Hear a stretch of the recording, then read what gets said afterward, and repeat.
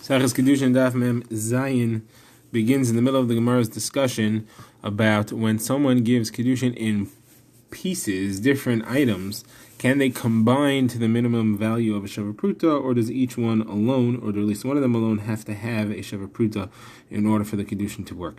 So we had said that there were two different types of verbiage that the man could have used, and that'll make a difference in the halacha. The Gemara now is going to add a third and discuss what's the halacha.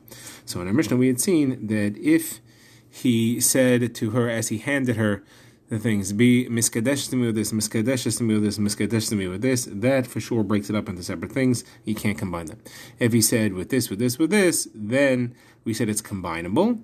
The Mishnah also said, but if she ate one before she got the next one, then it's not combinable because they don't both exist in the world at the same time in her possession. And it wasn't clear if that was referring to where he said bizu, bizu, bizu, or where he said iskachi, iskachi, iskachi. We'll talk more about that later. Now, the Gemara now adds a third halacha, which is what happens when he didn't say hiskachi, he didn't say bizu, bizu, bizu, he just said ba'elu. He handed her a bunch of things, and he said, be mekudeshes me with these. Or he said that when he gave her the first one, and then he continued to hand them to her one at a time.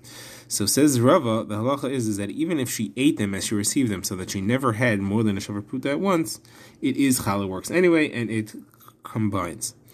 So what's the reason? So the Gemara says when he said bizu, bizu, bizu, so the entire Kiddushin wasn't completed. The action of Kiddushin wasn't completed until he finished. Until he finished saying bizu, bizu, bizu. He was saying with this and this and this together, and he didn't finish saying it. The Kiddushin can't work yet, and therefore it doesn't really belong to her. When she's holding each one, she's holding it as a loan. When she eats it, she destroys it. She no longer has the item to combine with what she receives later. However, if he said to her, with these, that's it. His Kiddushin ends there, and all he's doing is giving them to her. So one at a time, as she receives them, it becomes her property. She could destroy it if she wants. It still stays her property. It's not something that she owes anymore. She doesn't owe it back to him. She said his Ma'aseh Kiddushin was finished when he said, Eskachli be'elu. Okay, that's Rav Salacha. Now the Gemara wants to say that we could prove this from a Brisa. The Brisa has two parts, the Reish and the Sefer, the first part and the second part. In the first part, it doesn't talk about what happens if she eats it. In the second part, it says it makes a difference if she eats it or not. So the Gemara is going to be medai. In the first part, it makes no difference if she eats it or not. So let's analyze. We're going to have to figure out what exactly is the case in the first part of the Brisa, what exactly happened. So the Brisa says as follows. If he said hiskachili with this aloin, there's rimain and there's egois. Aloin is a type of nut, like a chestnut. Rimain is a pomegranate, and egois is a walnut. Whether he named them by name and said, be miskadesh to me with the walnut, the rimain, and the aloin, or he said, be miskadesh to me with these, they combine. And if you have a Sheva Pruta between all of them, it's good. That's the first case. The second case is where he handed them to her and he said, bizu, bizu, bizu, with this, with this, with this. There the Brisa says it depends if she ate them or not. If they're all existing at the same time after she's received them, it's good, they combine. If she ate them before she ate each one before she got the next one, and then they can't combine anymore. So says the Gemara, so you see the first case, it doesn't matter if she ate them or not. Either way, they combine. And what must be the reason? The reason must be because he said, with these. Now, the Gemara says, but the first case had two things. One was if he said with the aloin, the rimain, and the egois, and the second is where he said with these. So the Gemara says it's explaining itself. It says when it says the aloin, the rimain, and the egois, or he said with these, it means and he said with it. That's how he presented them. He said to them with these. It has to be like that because what else is the case? If he named each one specifically, that's the same as saying bizu, bizu, bizu. So that shouldn't be different than the seifa. And if he said with this one, or this one, or this one, then for sure they can't combine because they're separate things. So it's got to be that he said with these, and the Mishnah is explaining itself, and we see that in that case it makes no difference whether she ate it or not. Even if she ate one before she received the next one, it still works a Kiddushin. In the case where he said bizu, bizu, there it does not work, and that supports Rav Salacha. The Gemara now has a kasha from this Brisa on a sugya we had it earlier. On the last daf, we had our Mishnah, which discusses whether he said to her hiskachi, hiskachi, hiskachi, where they don't combine, or he said bizu, bizu, bizu, where they do combine. And the Mishnah had said that if she eats it, then they don't combine, and you need it. But if one of the figs or whatever it is that he gave her as a Sheva Pruta, that's good. So the Gemara asks, what do you mean? If the first fig has a Sheva Pruta and she ate it before he finished speaking, bizu, bizu, bizu, she ate it before he finished the Kiddushin, so it was gone by the time the Kiddushin was ready to take place. So how does it work? So the Gemara there had given it two answers. One answer was Rabbi Ami, who said that no, it's only talking about on the last fig that he gave her, where he handed it to her and he finished speaking, and in that moment the Kiddushin is chal. So here, when we have our Seifa, our second case, where it says that he handed it to her and he said bezu, bezu, bezu, and it gives us the same halacha, that if she's eaten it only, then they're not combinable, but it works if one of them had a shavar pruta. I'll say the same answer. I'll say it's referring to the last one, and as he hands it to her, she's chal Kiddushin and everything is fine. However, we had a different answer. We had an answer of Rav and Shmuel, who said that no, it's true, even if the first one that he's handing her is the one that has a shavar pruta and all other ones do not, even though, and you asked, why does it work if he continues speaking? So the Gemara says it's referring to the case where he said, hiskachi, hiskachi, hiskachi, and therefore each one is a separate mimer. The question is, what's the chiddush? So the Gemara explains why there's a chiddush that you would have thought that if she eats it, it's more likely that she's makabel kiddushin, even if it's less than shavar pruta. Fine, but over here you don't have that answer. What are we going to say here? Here it didn't say iskachi, iskachi, iskachi. He said bezu, bezu, bezu, and each one is not a separate kiddushin. How does it work if the first one that she received has a pruta, and the all other ones do not? But the Maisa Kiddushin is not finished until he finishes speaking. But by that time, she's already eaten it. What's the answer? What are we going to say? There's no iskachi here. So why should it work? On that, the Gemara answers, this line in the Raisa is a different Tana. It's not the same as the other Tanaim in the Rishon Seifa. This line is written by someone who holds like Rebbe's opinion, and Rebbe holds that when you say bezu, bezu, bezu, that divides it into separate Maisa Kedushin. And therefore each one is separate, and even if the first one is the one that had a shava pruta, it's still good because that's an independent Maisa Kedushin that ends as soon as he says bezu, and it's chal as soon as she receives it, even though she eats it before she gets anything else. The Gemara now switches gears and moves into the sugya of Mekadesh b'milva. So the Gemara quotes Rav, who says that somebody is Mekadesh a woman with a loan, which means simply that she owes him money, and he says, I'm going to forgive the money that you owe me, and that is a monetary gain for her, that he's Mekadesh her with that hana, with his mechila of the loan that she owes him. So Rab says that does not work. It's no good. It's not considered like she received anything. And the reason is because a milveh is lohitzon nitna, which means that when you borrow money, the money becomes yours. You spend it. You don't have to hold on to the money to pay it back. The person who lent it to you, that defeats the purpose of a loan. So the loan is yours. So the money is hers. If he forgives it, he hasn't given her anything. He's taken off her obligation to pay back, but he hasn't given her anything because it already belongs to her. And therefore, it doesn't count for Kiddushin, where you have to actually give something. You need a nesina. So Gemara notes that there's a machlekes tanaim on the issue, which seems to be about the question of milvah or not. So the Gemara says a brisa that says machlekes tanaim. It doesn't say any names, but machlekes if someone is mekadesh with the loan, if that works or not. The Gemara understands that this means our case, where he's mekadesh with the mechila of the loan that she owes him. And the Gemara wants to say the machlekes is milvah tzanin or not. Do we say that the money when she borrows it belongs to her and he didn't give her anything, or do we say that the money when she borrows it doesn't fully belong to her and by his mechila he gave it to her? So Gemara says that can't be the machlekes, and the reason is because both these two opinions agree that if somebody wants to buy land from someone, and instead of paying money for the land, the buyer says, you know what, I'm going to forgive the loan that you owe me. The buyer says to the seller, you, the seller, owe me money. I'm going to forgive the money that you owe me, and that will be the purchase price of the land. So that works. Now the problem is that in order to buy land, you also have to give the money. Karka is nikna with kinyan kesef, by giving the money. If mivla etzanin is the machlekes, so then one who holds the mivla etzanin should hold that nothing was given here. So therefore, this can't be what this machlekes is about. So what then is the machlekes about? So the Gemara quotes Rav Nachman, who says that Huna our chaver said a different shot. He said we're not discussing that at all. When we discuss mekadesh b'milvah here, we're not talking about forgiving a loan. We're referring to where he didn't pay her the full amount he promised her. He promised to give her a mana, which is 100 dinar, and he only gave her 99. So now he owes her the last one. So could we say that, okay, so he gave her the obligation, at least she knows she can collect it at some point in the future? Or do we say, no, he has to give it to her and he didn't, so therefore the Kiddushin is no good? Now in that, the machlekes would be, is she going to be able to collect it or not? And one opinion says yes, she'll collect it. The other one says no, she's embarrassed to ask for one extra dinar when she got 99, and therefore she'll never collect it, and therefore she never really has some stas. She doesn't mentally agree to this deal at all. Now, the Gemara asks that we have a statement where Rabbi Elazar says that if somebody promises a money and he only gives one a dinar, meaning he doesn't pay in full, there Rabbi Elazar said that Kiddushin works and he has to pay the rest of it. So does that mean that he only fits with one opinion here? That he only fits with the opinion that says that it's okay for him to owe it and he'll pay it later? Gemara says no. Everybody here would agree in that case, because there he left out 99, and that she's going to collect for sure. She was promised 100, she only received one, she'll collect the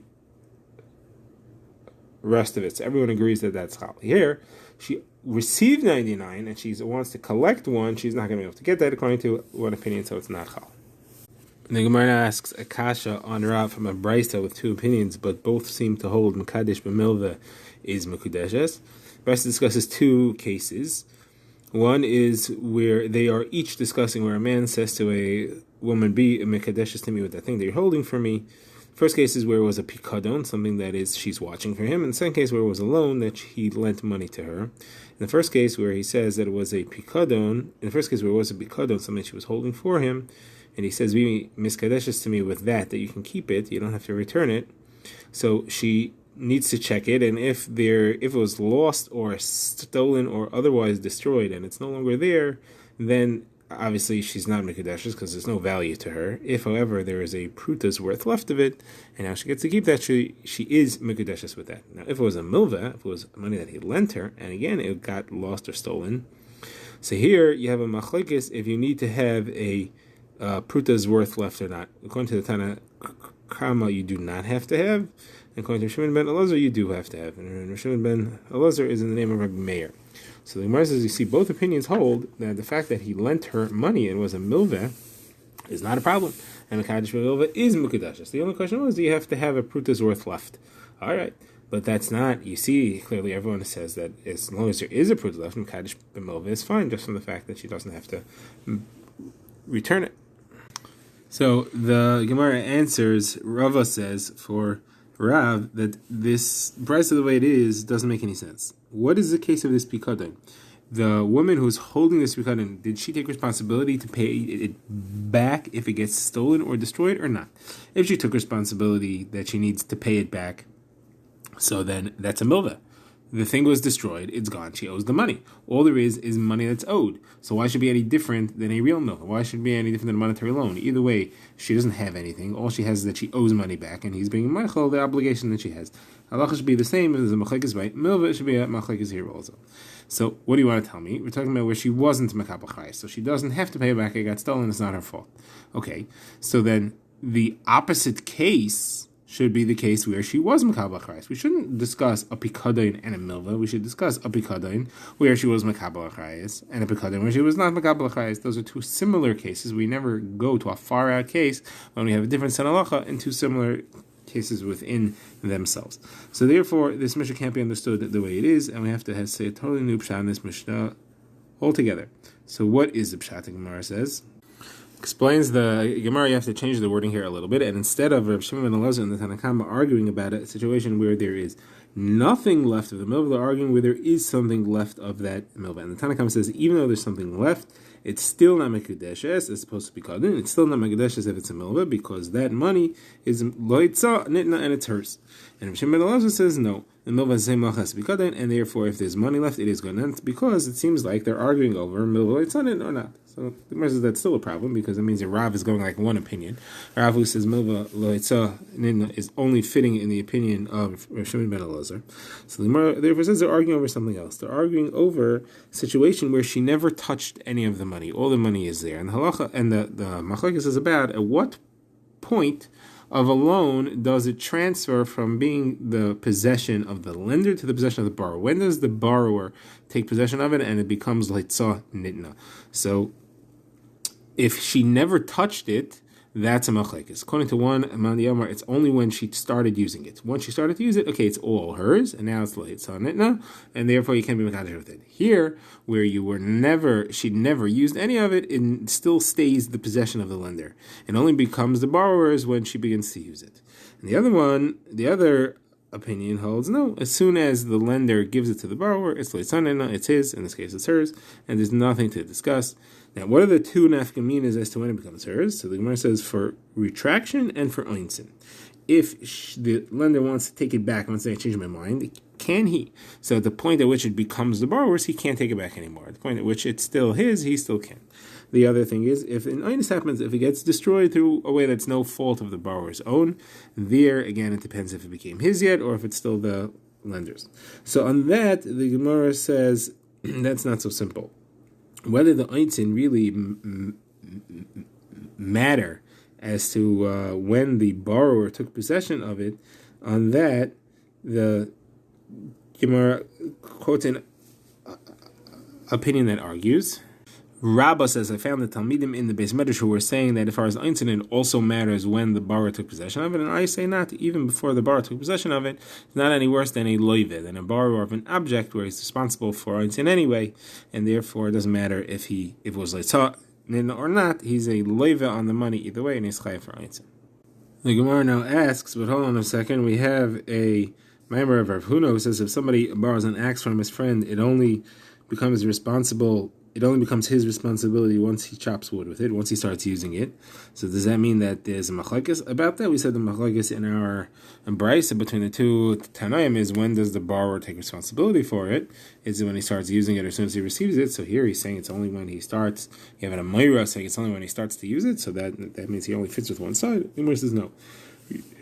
When you're referring to borrowing an object, which you're going to return the exact same object, everybody agrees it only becomes yours and your responsibility when you actually start to use it. Our discussion is where the money becomes his, and he spends it, and he gives back different money. We're talking about borrowing money. There's a possibility that from the moment he holds on to it, it's his even before he spent it. But where it's an object, there's no machlekes, everyone agrees to what everyone has said.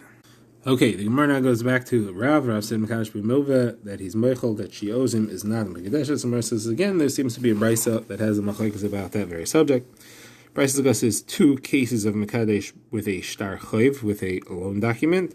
The first case it says is where he says to her, "Be mekadesh to me with this loan document." And the second case is that he had a loan that someone else, not her, someone else owed him, and he gave her the right to collect that loan. So in that, Rameir says Mekudeshes, and the Chachamim say not Mekudeshes. Says the first case of Shtar Chayv obviously is her loan that she owes him, because if it's someone else, that's the same as the second case, where it was someone else's loan that he gave to her.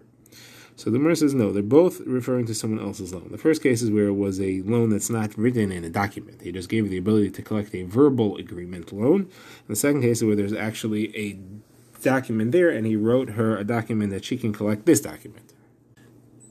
Now, this means we have two machlekes in.